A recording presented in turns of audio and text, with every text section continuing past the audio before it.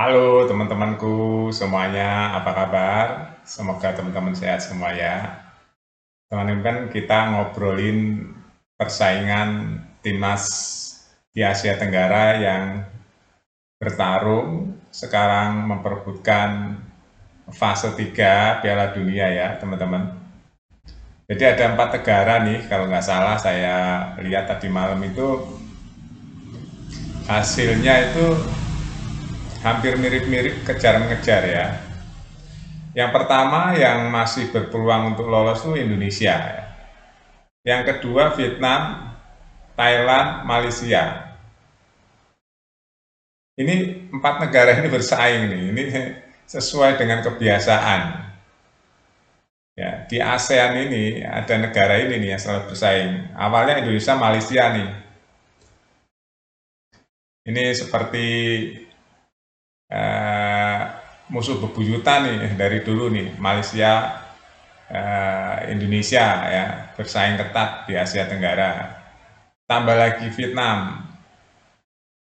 Sekarang ya persaingan tambah lagi eh,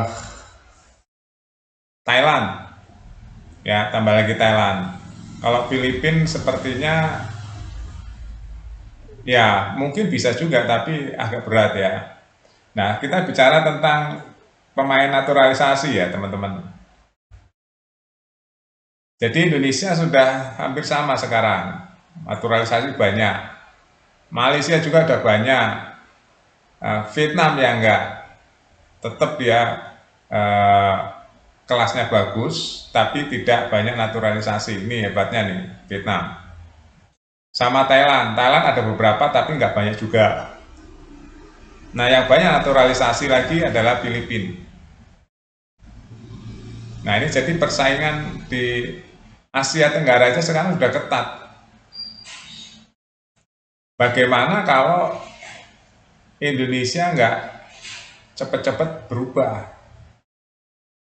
Gimana bisa bersaing? Sekarang persaingan di dunia udah ketatnya seperti ini. Seperti tadi malam ya, Indonesia kalah dari Irak yang rankingnya 58 dunia. Hari ini Indonesia sudah turun lagi ke 136, turun 2 poin karena kalah. Disalip oleh Malaysia. Malaysia tadi malam bisa mengimbangi Kyrgyzstan 1-1. Sekarang Malaysia ada di 135. Ya, ada di 135. Menyalip Indonesia. Indonesia turun, Malaysia naik. Terus Vietnam.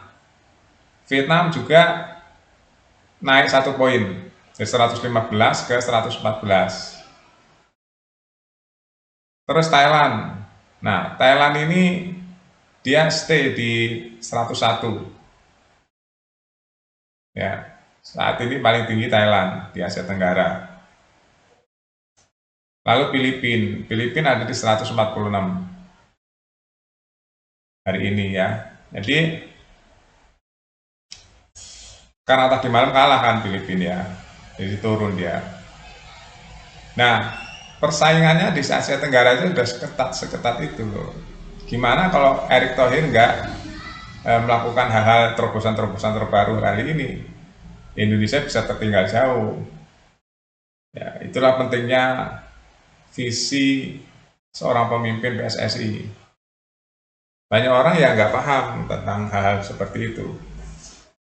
Tapi karena Erick Thohir sudah tahu dunia bola itu apa, makanya dia gerak cepat kan. Sebenarnya nggak ada yang meleset loh teman-teman target Erick Thohir itu. Karena gara-gara Martin Paes saja itu terganjal di cas ya. Sidang banding di cas sampai hari ini belum selesai tentang Martin Paes. Itu aja sebenarnya yang bikin Indonesia agak-agak lambat. Tapi saya yakin naturalisasi nggak berhenti di sini. Erick Thohir targetnya akan membuat timnas Indonesia menjadi kuat, ya akan menjadi kuat. Ini sudah terlihat karena Erick Thohir itu selalu kalau melakukan tugas ya, atau dia melakukan kerjaan itu selalu ingin yang terbaik. Makanya sebenarnya kekalahan tadi malam itu karena blunder pemain, Erick Thohir itu sebenarnya marah. Di kandang sendiri bermainnya malah blunder. Ya, kesalahan yang nggak perlu dilakukan oleh pemain timnas Indonesia itu membuat Erick Thohir sebenarnya marah. Tapi marahnya Erick Thohir beda, karena masih ada satu peluang lagi.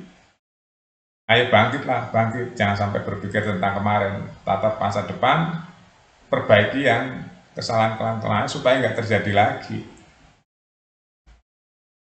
Itu ya, kita sebagai pendukung timnas Indonesia pun sebenarnya menyayangkan kenapa harus terjadi blunder tadi malam.